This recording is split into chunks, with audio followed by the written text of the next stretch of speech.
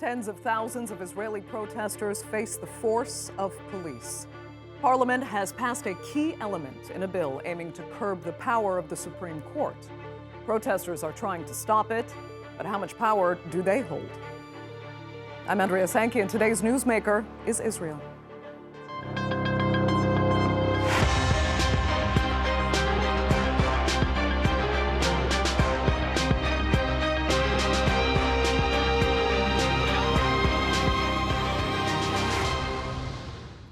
Violent scenes are unfolding in Israel as protesters block major highways and police clash with crowds. It's the latest in a string of demonstrations against a bill that is in the process of being passed through Parliament.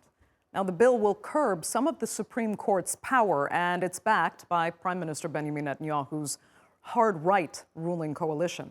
Well, critics say the bill will crush democracy in the country, but the government still seems determined to push it through, despite historic protests.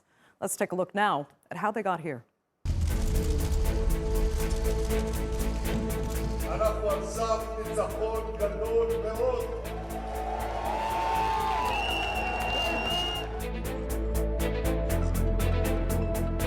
עלה בידי להקים ממשלה שתדאג לכל אזרחי ישראל. אני מתביישת להיות עכשיו אזרחית במדינת ישראל. אני יותר מ-60 שנה חיה פה, אף פעם לא הרגשתי ככה, מודאגת.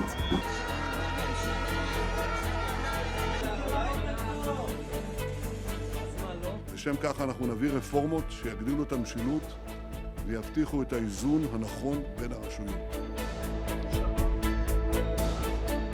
מצביעים, בוחרים, אבל פעם אחר פעם אנשים שלא בחרנו מחליטים עבורנו.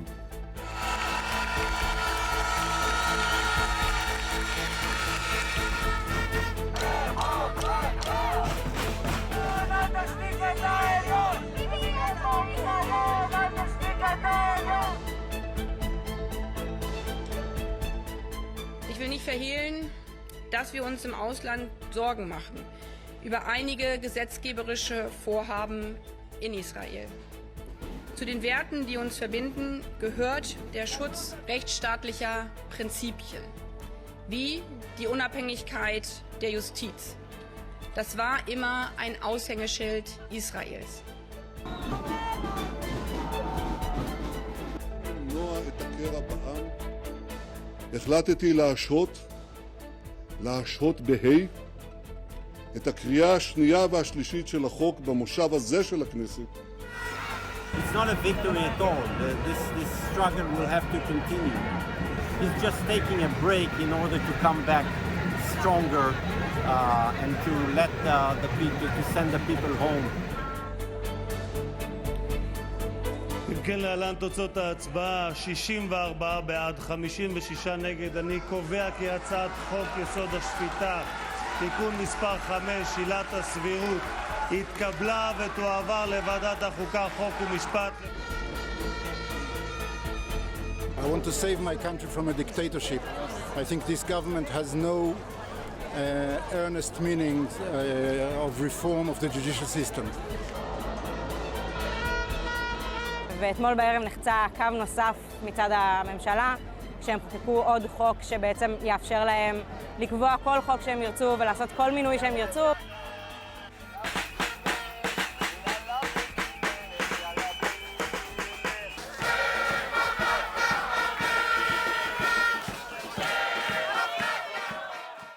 Joining me now to discuss the progression of Israel's controversial judicial reforms and where protesters go from here are from Tel Aviv, Danny Ayalon, the founder of The Truth About Israel and Israel's former ambassador to the United States. Also in Tel Aviv is Neri Zilber, a journalist and adjunct fellow at the Washington Institute. And from West Jerusalem, Mitchell Barak, former aide to Benjamin Netanyahu and speechwriter for former Prime Minister Ayalon. Thanks all so much for joining us. Neri, I'll start with you first. Explain this last step taken and what it actually means for passing this judicial reform bill. How close is Netanyahu to getting rid of what he calls these activist judges? Well, what we saw earlier this week was the first passage in Parliament of this one specific clause with regard to the overall judicial overhaul that the Netanyahu government has been planning since the very first days that it took power, some 6 months ago. So, like I said, you need three readings of the bill to pass, and they likely will want to pass it by the end of this month. So it's quite close, just a few more weeks, and they will potentially have the first plank, as they see it, in their overall judicial overhaul. You're pretty sure they'll get that far? Well, the protest movement on the streets want to see that not happen. So obviously they're getting a lot of pushback really over the past week or two, an escalation in protest on the streets, strike actions, and crucially, the protest movement and the opposition here want to get, once again, the military reservists involved and the business and public sector. That was really the crucial bit that got Netanyahu to back down last time in late March. Okay. Well, let me ask Danny. Last time we spoke, you actually said the likely outcome scenario was that there would be no consensus because there was no trust in negotiations over these reforms, but that the momentum was with the protesters who were determined to stop this bill from passing. Well, here we are. You know, it's 2 months later. Another step has been taken to pass it. Is the momentum still with protesters?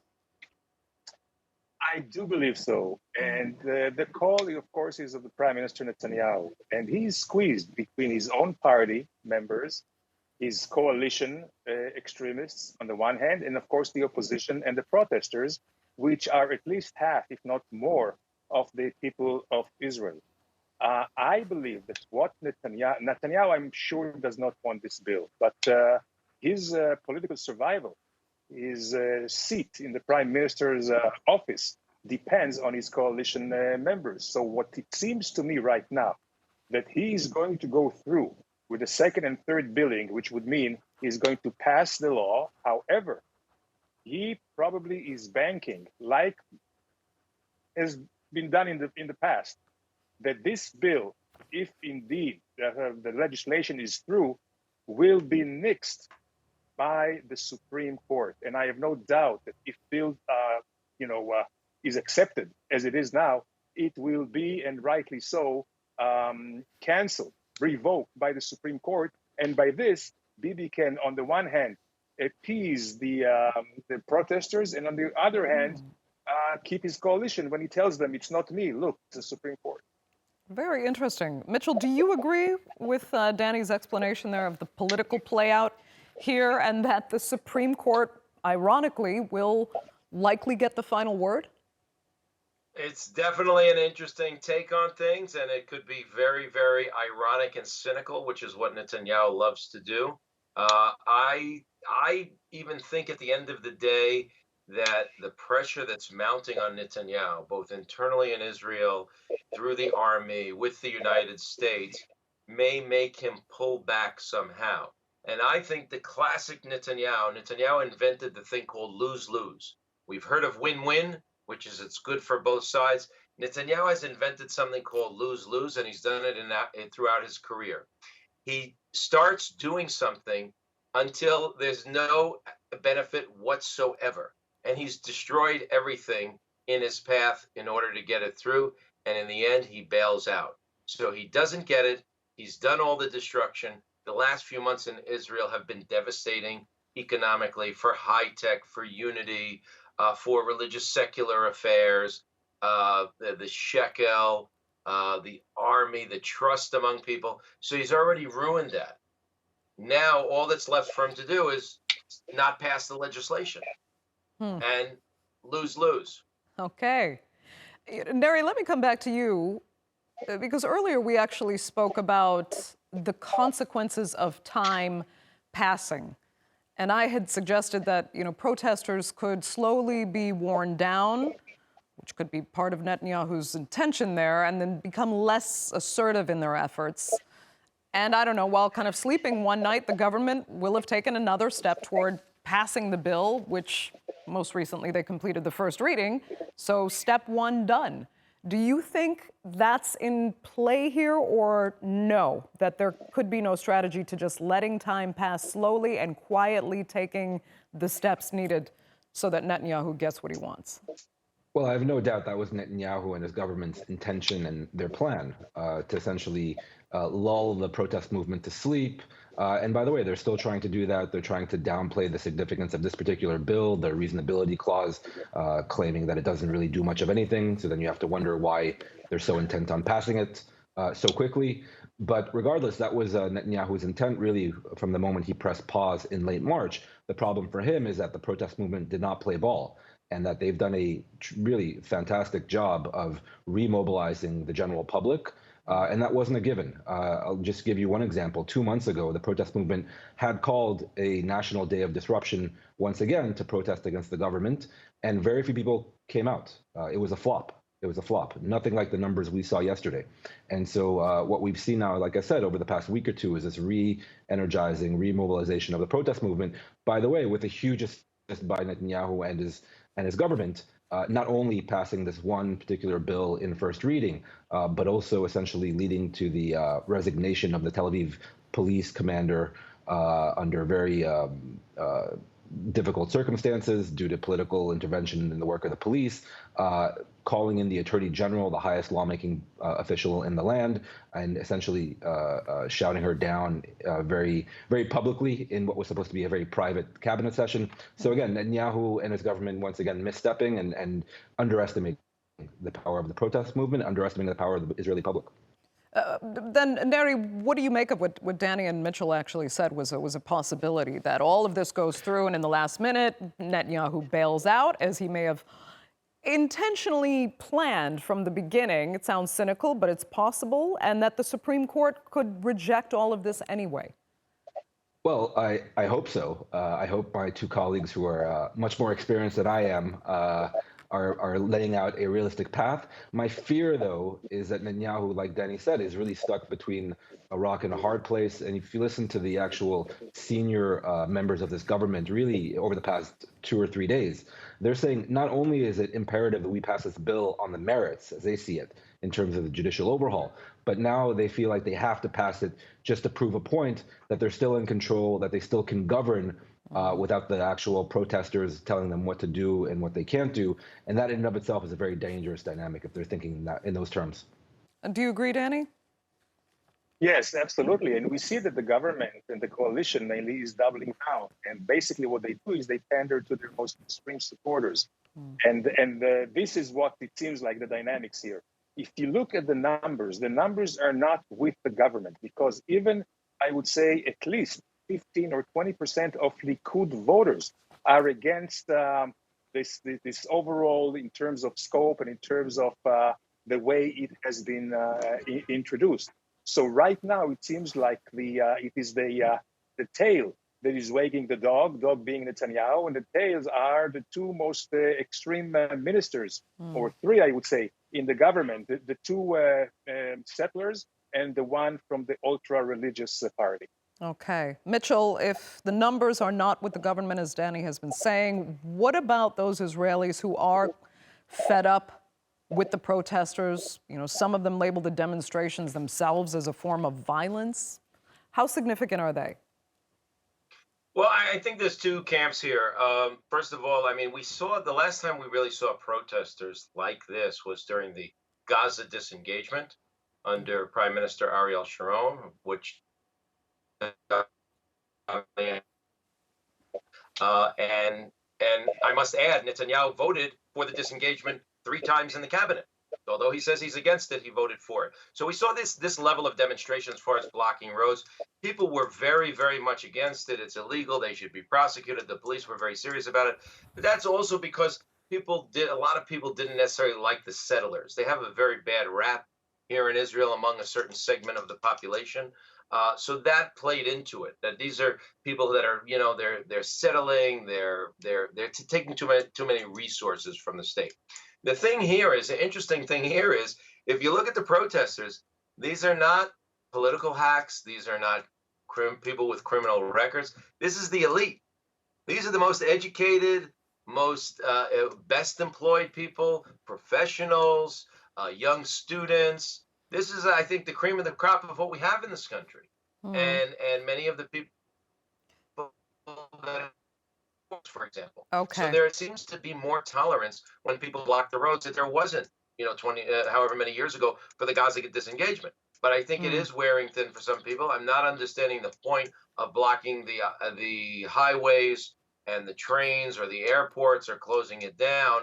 But there is an issue there, and it also plays into everyone's narrative, meaning the government's narrative is that they're violent. They're now attacking. There's an ad campaign out attacking Lapid and Gantz as if they're behind all of this violence. So it plays into a lot of narratives here. But from what Neri said in the beginning too, there is a massive amount of people that are really intensely supporting this right now. And that is an amazing thing to see so many Israelis motivated. And when he said that, Netanyahu is trying to wear down the protesters, that's what he did to the electorate. Remember, the guy called 4 elections until he could try and win. Remember, he'll call an election. He doesn't care. You know he'll him well. wear everyone down. Yeah, but Neri, he won't do that. Neri, let me come back to you. Because on the, I don't want to, well, I guess it is, the potential for these protests to maybe backfire in the sense that they might anger slightly more undecided Israelis. That there are closing down highways, they're shutting down, the airport, they're making life difficult for some people who think they'd rather just be left alone to decide at the ballot box. How much is that an element, in your opinion? Look, it is a concern, but we just haven't seen it materialize on the ground. That if you watched what happened even yesterday, but even over the past 28 weeks straight of protests, these people yesterday all over the country, and especially at the airport and in central Tel Aviv, but really all over the country, they were protesting against the government for 17 straight hours. 17 straight hours. So when they say it was a day of disruption, it was almost literally a full day of disruption.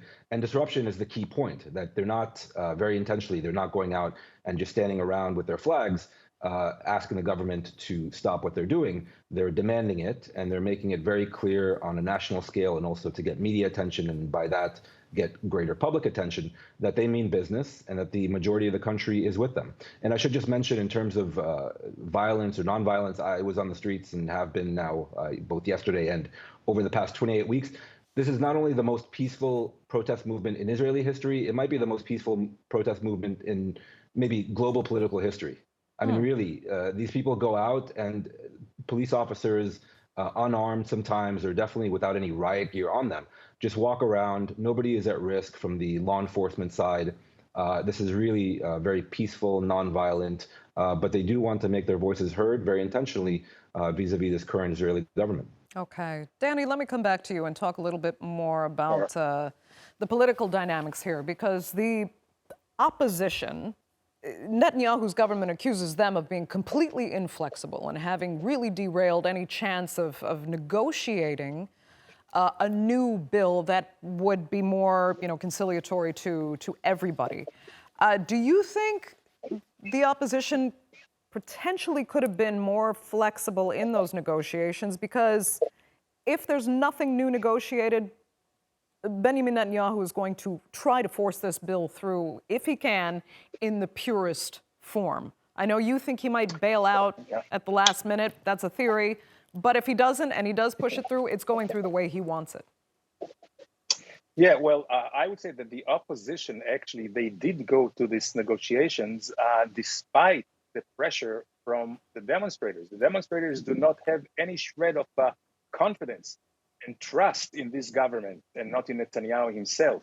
They were against any negotiations. They just wanted outright a cancellation of this, the whole motion, and go back to the, let's say, to the drawing board and start anew with the widest consensus possible and a dialogue.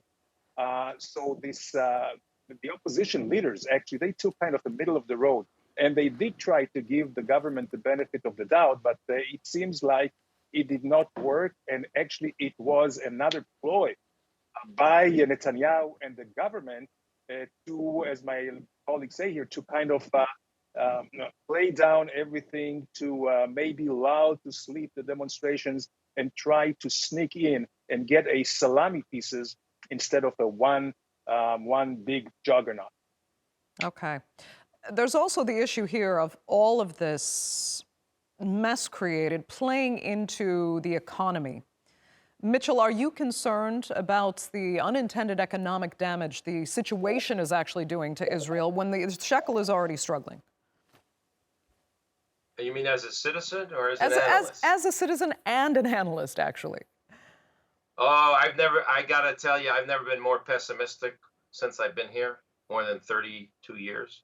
The country is crumbling, crashing on every front, and every one of Netanyahu's achievements, including the Abraham Accords and the economy and the high tech, is crumbling before his eyes. And he's the cause of it. This whole thing is the cause of it. And it's not going to get any better any sooner, because either what's going to happen is the bill is going to pass and it's going to be rammed down everyone's throats, and the protests are going to continue, and the civil unrest is going to continue, and the economy is going to continue to tank, and we're going to open up the New York Times like we did this morning, and we're going to get someone like Thomas Friedman writing about, the next is going to be Israeli aid from the U.S. Congress.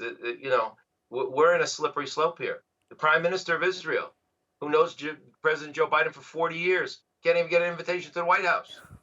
The the finance minister here in Israel can't get a meeting with the Secretary of the Treasury, and we'll never get a meeting with her. Fair enough. We are sliding here, man. And the high-tech investment is down, and that great story we've been telling about Innovation Nation is all vanishing. Okay. It's like one of those stocks that was at 150, and then they woke up the next day and all the founders said, how'd it get down to $2? We don't have anything left. And that's where we're going. Neri, are you any more optimistic than that? No, I mean, I agree with that general assessment. It's a very difficult moment in the history of this country on all the fronts Mitchell mentioned. The one point of optimism that we can point to is the fact that the Israeli public, and really the vast Israeli middle that has been dormant and quiet and acquiescent, frankly, over many years on a host of issues that we all know, has finally found its voice against this government on these issues. And so the pushback is real. The growing political awareness of people who were not political at all and had never protested a day in their lives, I think is something we can hold on to and we can point to as a source of optimism. But they have to win first. They have to win. Right. Okay, final question then. In all of this, are Israelis at all distracted, for example, with the attacks on Jenin last week, followed by accusations of Israeli war crimes? Is anything else happening in Israel factoring into Israeli lives and decisions at the moment? Or is what kind of appeals to a more international audience in news headlines kind of irrelevant to the Israeli public right now? Neri, go ahead. Last 3 minutes, 1 minute each. No, I think it is very relevant. So last week during the Jenin operation, that really consumed everyone's attention to the detriment of the protest movement and domestic politics. So yes, whenever there is a security escalation, that tends to dominate. And really, these issues are not unrelated. In other words, there are many people, both in politics and outside of politics and retired military officials, who are warning that this internal domestic unrest is cleaving society apart, is causing real damage to the military, and could then extend outwards. Israel's enemies looking on and maybe will use it as a moment of opportunity to attack Israel, either from the north in Lebanon or farther afield, or even the West Bank or Gaza. And so it is related, and it is a concern that at this peak moment of internal unrest, there could be a security escalation as well. Danny, your thoughts? More optimistic than my two colleagues. I think we're going to get into a phase of an attrition between the public and the government. And at the end of the day, the public will win because it can go through all the way to elections, and elections may come nearer and faster than it is scheduled. There's also one factor which is unknown, and that could be a miscalculation, but any of our enemies, whether the Hezbollah or Hamas, even Iran, if there is any aggression from any of these terrorist bodies, then for sure this will stop the demonstrations at once, and all the people of Israel will unite again. Okay, Mitchell, last minute. Well, I'm a religious man, and I believe in the holiness of this country and the people. And unfortunately, I don't think history is on our side, because we've been here in Israel and Jerusalem for thousands of years, and we've been exiled twice. once in 586 BCE by the hand of the Greeks. That was the story of Hanukkah. And then in 70 by the Romans. So, if I had to look at history and predict it, we could be close to that third exile based on our similar bad behavior. That is dark. I don't have a lot of optimism here. It is dark, but you know what? I don't think we deserve a lot of what we're getting right now because we have created this massive problem. We created this country with these divisions. We're the ones who can't work through these problems. Our enemies will never defeat us. We will only be defeated from within.